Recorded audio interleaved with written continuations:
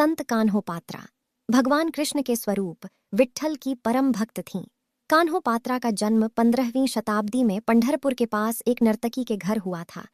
कान्होपात्रा बचपन से ही अत्यंत सुंदर थीं।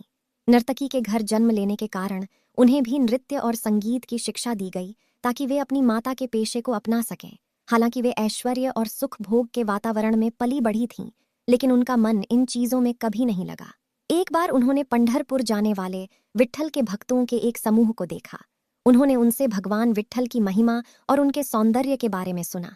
उन भक्तों से विट्ठल विट्ठल का कीर्तन सुनकर कान्होपात्रा के हृदय में कृष्ण भक्ति की ऐसी लौ जगी कि उन्होंने अपना सब कुछ त्याग कर भगवान को पाने का निश्चय कर लिया। कान्होपात्रा के सौंदर्य की चर्चा चारों ओर फैली हुई थी। जब बिदर, वर्तमान कर्नाटक का एक क्षेत्र, के बादशाह ने उनकी सुंदरता के बारे में सुना तो वह उन पर मोहित हो गया। उसने कान्होपात्रा को अपनी दासी बनने के लिए आदेश दिया और अपने सैनिकों को उन्हें लाने के लिए भेजा। बादशाह का आदेश न मानना मौत को दावत देने जैसा था। जब सैनिक उन्हें लेने आए तो कान्होपात्रा अत्यंत भयभीत हो गईं, लेकिन उनका विश्वास विट्ठल पर अडिग था। उन्होंने बादशाह के सैनिकों से अनुरोध किया कि उन्हें जाने से पहले पंढरपुर में भगवान विट्ठल के दर्शन करने की अनुमति दी जाए। सैनिक सहमत हो गए। कहा जाता है कि जब वे पंढरपुर पहुंचीं तो समाज के कुछ लोगों ने उनके अतीत के कारण उन्हें मंदिर में प्रवेश से रोक दिया।